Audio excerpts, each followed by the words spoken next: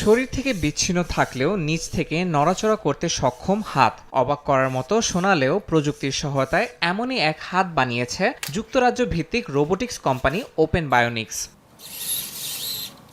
4 বছর গবেষণার পর তৈরি হিরো প্রো নামের বায়োনিক হাত আগের যে কোনো সংস্করণের চেয়ে দ্রুত এবং কার্যকর। জলরোধী এই হাত ব্যবহারকারীদের দেয় আরও বেশি শক্তি, গতি ও নিয়ন্ত্রণের ক্ষমতা। প্রযুক্তিগত দিক বিবেচনায় এই হাতের বিশেষত্ব হচ্ছে এর 360 ডিগ্রি কবজি ঘোরানো ও ওয়্যারলেস সেন্সরের মাধ্যমে নিয়ন্ত্রণযোগ্যতা। এতে ব্যবহৃত মায়োপড নামক প্রযুক্তি পেশির সংকেতও পড়তে সক্ষম। হাতটি তৈরির সময় উদ্ভাবকদের সঙ্গে কাজ করেছেন ইনস্টাগ্রামের ইনফ্লুয়েন্সার হিসেবে পরিচিত টিলি লকি।